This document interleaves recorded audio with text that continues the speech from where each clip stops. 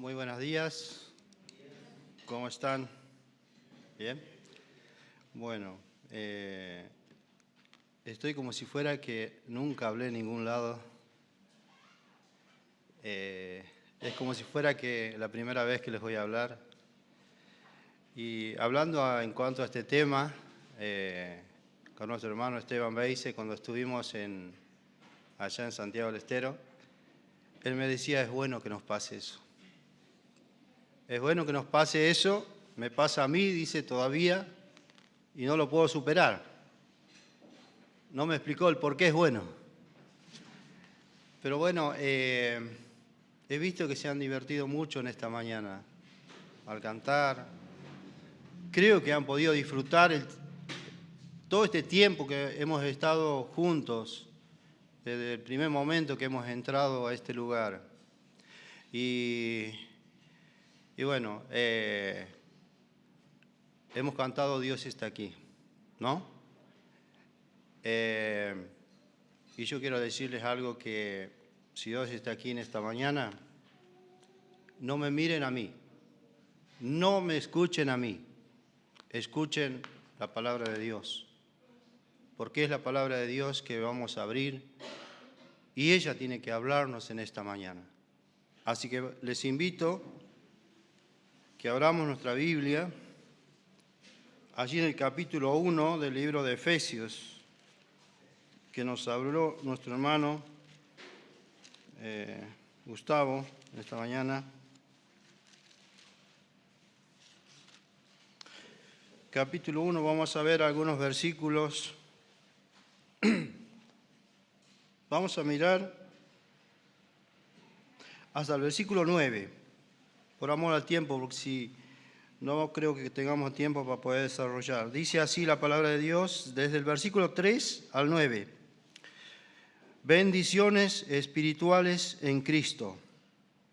Dice, bendito el Dios y Padre de nuestro Señor Jesucristo, que nos bendijo con toda bendición espiritual en los lugares celestiales, en Cristo, según nos escogió en Él antes de la fundación del mundo, para que fuésemos santos y sin mancha delante de Él, en amor habiéndonos predestinados para ser adoptados hijos suyos, por medio de Jesucristo, según el puro afecto de su voluntad, para alabanza de la gloria de su gracia, con el cual nos hizo aceptos en el amado, en quien tenemos redención por su sangre, el perdón de pecados, según la riqueza de su gracia, que hizo sobreabundar para con nosotros en toda sabiduría e inteligencia, dándonos a conocer el misterio de su voluntad,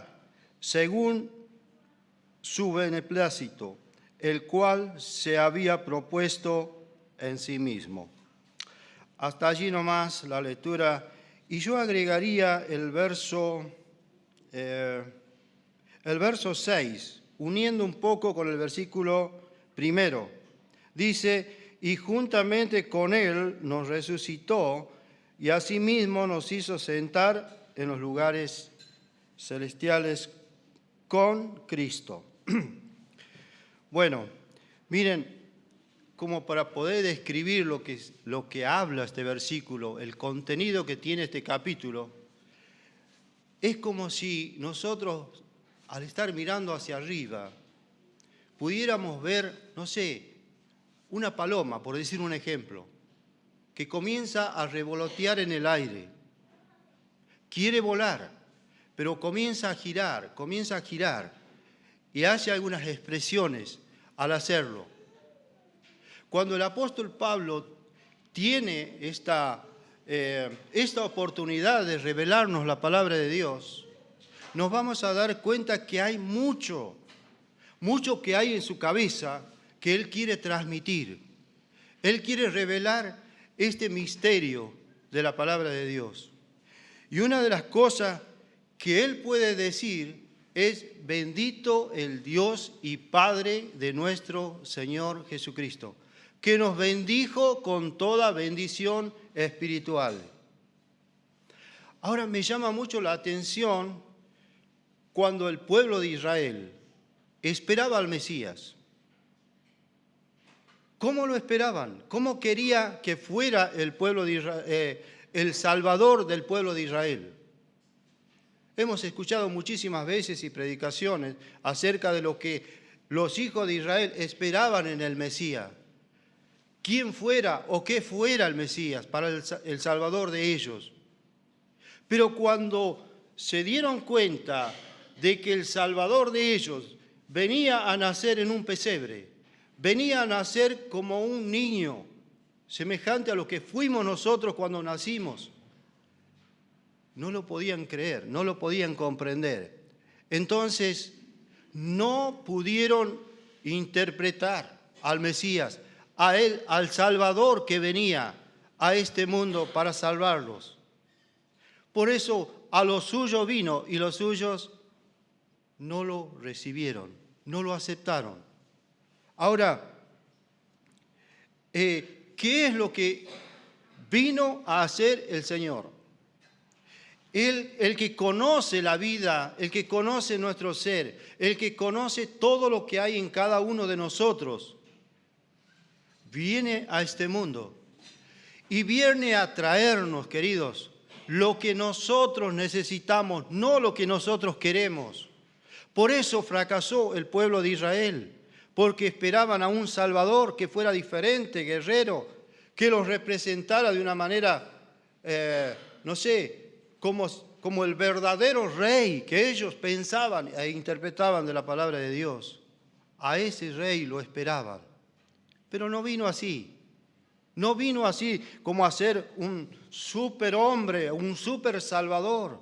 Él vino simplemente para ser el Señor y el Salvador de nuestras vidas. Simplemente. Por eso no lo aceptaron ni lo recibieron.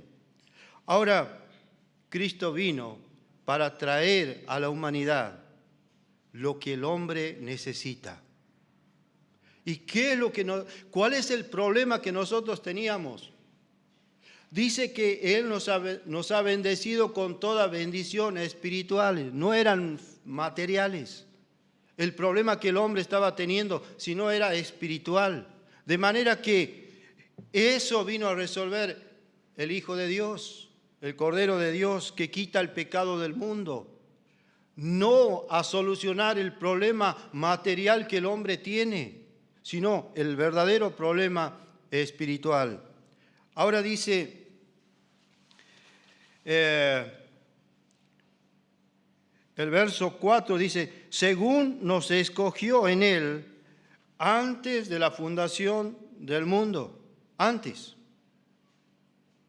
No es cuando el hombre cayó y fracasó que el plan de Dios estuvo en marcha.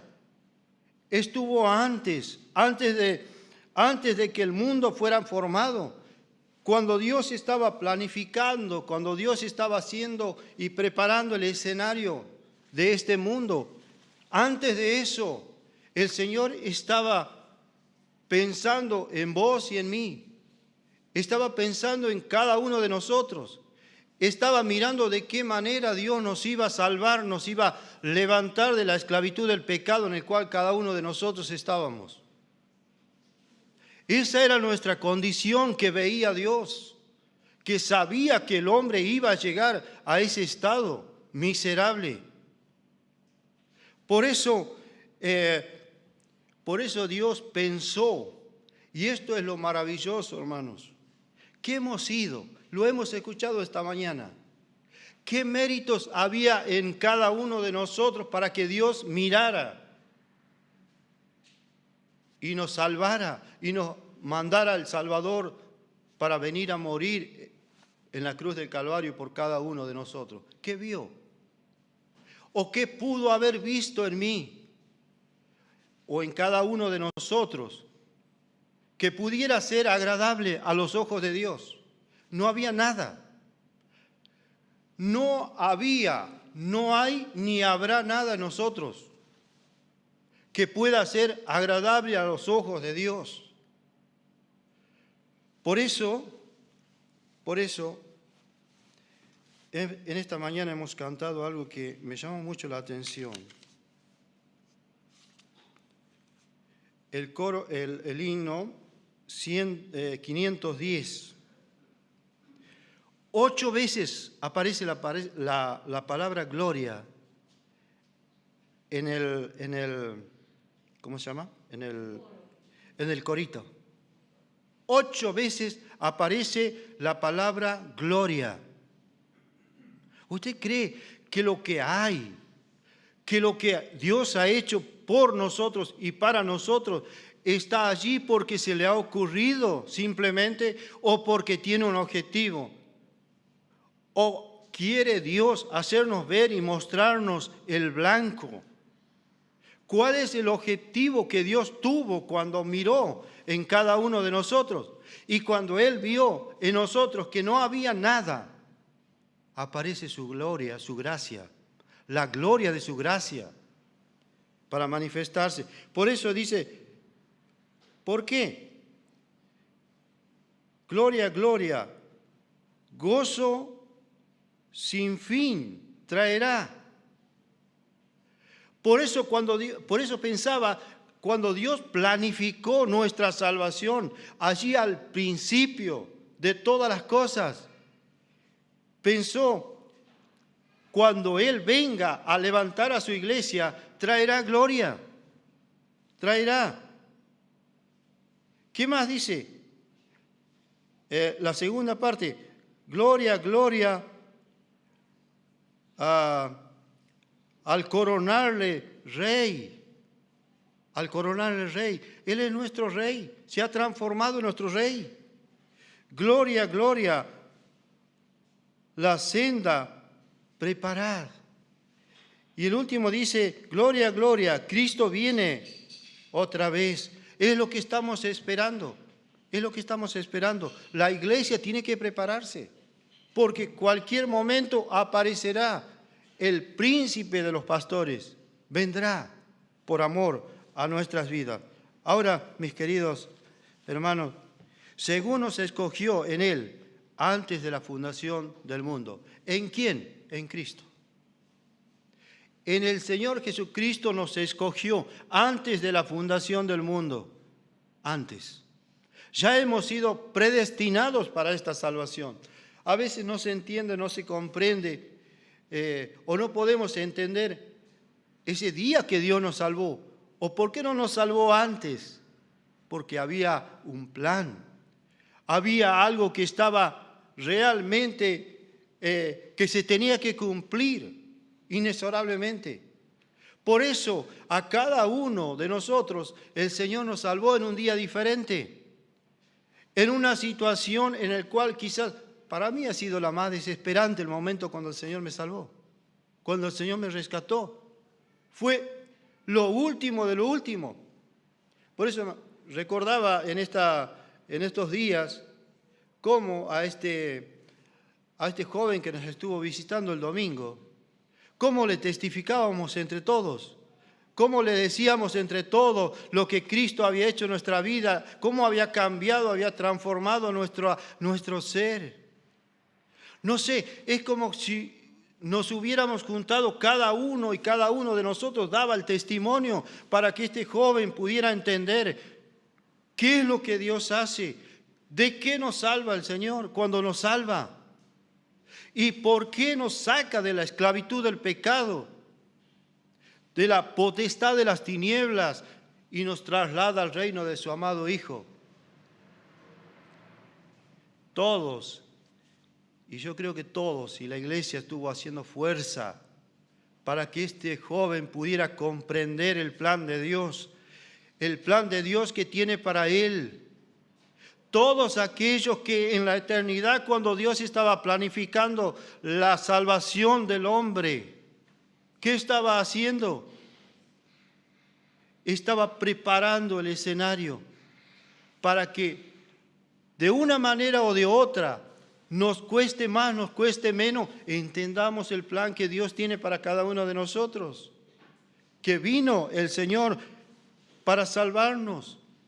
Ese plan que Dios estaba diseñando para cada uno de nosotros, lo iba a realizar en Cristo, no en otro. Por eso la palabra de Dios, allí en Hechos 4:12 creo que es, cuando dice que no hay otro nombre debajo del cielo en que podamos ser salvos. No hay. Yo le puedo asegurar, en la desesperación de mi vida, de encontrar a Dios, busqué por todas las maneras que pueda haber la salvación y poder tener un encuentro personal con el Señor. No lo encontré. No había, hasta que no entendí que Él vino para dar su vida, para rescatarme, para salvarme. Cuando Él murió y pagó el precio de mi pecado en la cruz del Calvario. No hay otro nombre. Yo quisiera que pudiera comprender usted esto. No hay otro nombre ni hay otro Salvador, excepto Jesucristo. Él es el único mediador entre Dios y los hombres. Por eso Él pudo decir en San Juan 14:6, yo soy el camino, la verdad y la vida. Nadie viene al Padre sino por mí. Y el que a mí viene, dice el Señor, por eso Él lo puede decir, el que a mí viene, no le echo fuera. Lo acepta, lo recibe, lo carga como aquella oveja perdida. Lo carga, cuando lo encuentra, lo salva, lo carga en sus hombros y lo lleva. ¿Lo lleva a dónde? A su redil. Por eso me encanta cuando el apóstol Pedro escribe allí en el capítulo 1, en el capítulo 2, lo leo mejor porque no quiero decir algo que no está en la palabra de Dios. Capítulo 2 de Primera de Pedro dice, mas vosotros sois linaje escogido, real sacerdocio, nación santa, pueblo adquirido por Dios,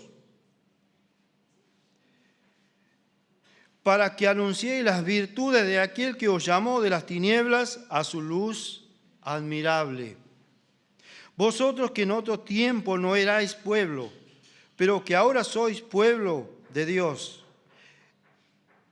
que en otro tiempo no habíais alcanzado misericordia, pero ahora habéis alcanzado misericordia. Vosotros que en otro tiempo no erais pueblo. Cuando Pedro está hablando estas palabras, él está mirando al pueblo de Israel. El pueblo de Israel que había conocido a su Dios. Que este pueblo era bendecido, ¿por qué? Porque tenía al Dios de los cielos, tenía al Dios de Israel. Y las promesas que Dios había hecho era para el pueblo de Israel. Pero ¿qué pasa? ¿O qué había pasado cuando Pedro tenía en mente y quería escribir estas cosas?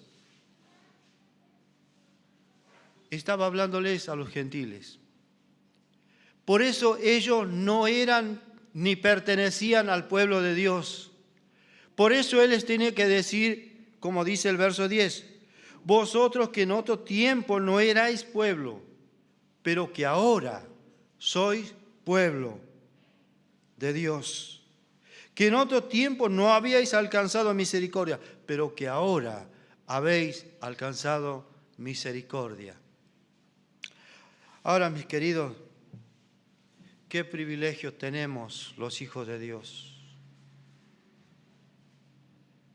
Creo que es algo que tiene un valor incalculable, que nosotros, al ser tan finito en nuestra mente, en nuestro corazón, en nuestros pensamientos, no podemos llegar a alcanzar lo que esto significa para cada uno de nosotros. Y a veces, hermanos, nos tenemos que tranquilizar allí, quedarnos allí, en ese pensamiento de no poder entender y comprender las cosas profundas que Dios tiene en su palabra. Ahora ellos, dice Pedro, vosotros, les estaba hablando a los cristianos que habían conocido al Señor, ahora ustedes son y pertenecen al pueblo de Dios. Hermano, hay una cosa que me gustaría recalcar. ¿Por qué los hombres no podemos entender muchas veces la palabra de Dios? ¿Por qué nos cuesta a otros creer en la obra que el Señor hizo a favor de cada uno de nosotros? Y muchas veces, mis queridos hermanos, esto nos cuesta comprender. ¿Por qué? Porque realmente las almas que no tienen a Cristo están presas, están cautivas a la voluntad del diablo. No nos olvidemos que el apóstol Pablo a los Colosenses, en el capítulo 1, él habla que Dios nos ha librado de la potestad de las tinieblas. Ahora, ¿va a ser fácil arrancar una alma de la potestad de las tinieblas? ¿Por qué nos cuesta tanto muchas veces creer en el Señor? ¿Cuántas veces no me hablaron de la salvación que Cristo tiene para mi vida? Pero cómo me ha costado, hermanos, cómo me ha costado poder vencer esas luchas que había internas en nuestro corazón. ¿Por qué? Es que ahora me doy cuenta. ¿Por qué cuesta tanto? Porque el diablo tiene apresadas las almas para que no crean en el Evangelio, para que no crean en el Señor Jesucristo como su Señor y lo acepten como su único Salvador de su alma. Claro, están en la potestad de Él. Él las tiene agarradas, Él las tiene atrapadas. Hay un himno que habla de las cadenas que fueron rotas. No sé si se acuerdan algunos. Hay un coro que habla de eso. Creo que lo hemos cantado en esta mañana, si no me equivoco. Cuando caen las cadenas, cuando son rotas por la obra, por el poder de Dios, que obra, que opera en cada una de las vidas que tienen, que Satanás las tiene apresadas. Por eso, solamente el Señor puede salvar las almas. Él puede libertar la esclavitud del pecado que hay en cada una de las personas que están sin Dios, sin Cristo y sin esperanza. Mis queridos, la iglesia está en lucha. La iglesia del Señor también está en lucha. Porque Él no va a tener problema, el enemigo, de que nos sentemos, de que estemos piola, tranquilos. Pero ¿qué pasa? ¿Qué pasa cuando nos comprometemos con la obra del Señor? ¿Saben? Ustedes saben, la mayoría, que he salido bastante a hacer la obra material en distintos lugares. En distintos lugares. Yo no sé si la obra material, no puedo afirmarlo, si la obra material que uno realiza en la iglesia del Señor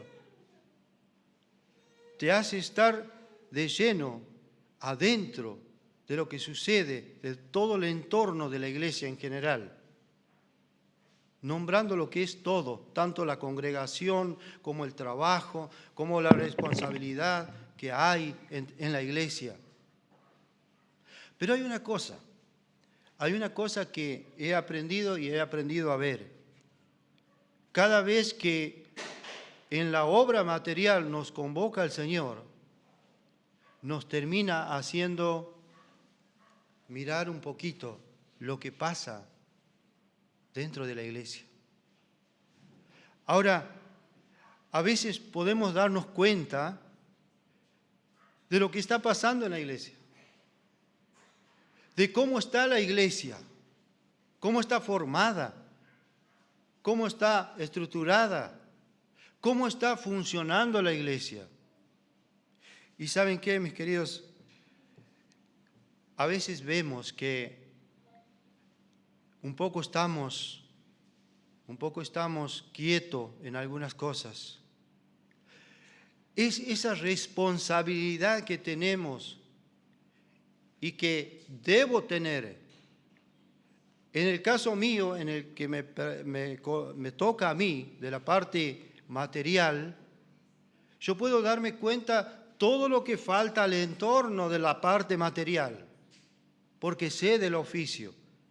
Y yo creo, mis queridos hermanos, que cuando el Señor nos salvó, nos dio un don, nos dio una capacidad para servir. Qué bueno es que nos hagamos esta reflexión. ¿Qué don me ha dado el Señor como para que yo lo pueda servir? Como para que yo pueda estar ejerciendo de una manera eficaz.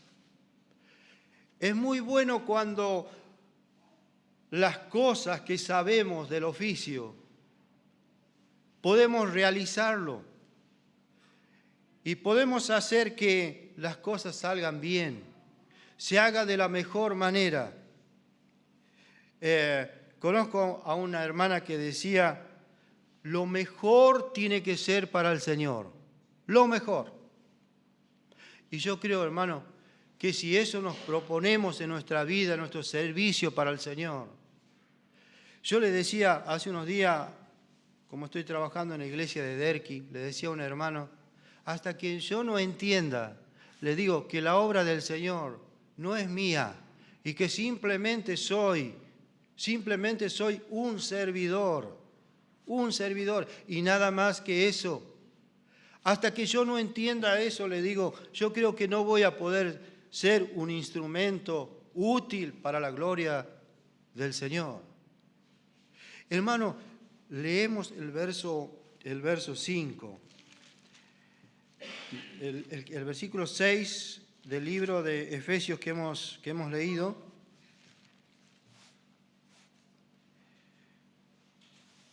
El verso 6. ¿Para qué el Señor nos salvó? ¿Para qué nos rescató? Hay veces, hermanos, que no entendemos nosotros. Hay cosas que no alcanzamos a entender por qué ni para qué ocurren cosas en nuestra vida. Pero el verso 6 dice que Él nos creó y nos salvó para alabanza de la gloria de su gracia. Todo lo que esté referente a las cosas del Señor, a la obra del Señor, que no entendamos se resume en esta palabra: para alabanza de la gloria de su gracia, con la cual nos hizo aceptos en el amado. Allí se resume todo aquello que usted y yo no entendemos de las cosas del Señor, que a veces pasan en nuestra vida. A veces no alcanzamos a entender por qué nos pasa una enfermedad, un problema, una prueba. No lo entendemos.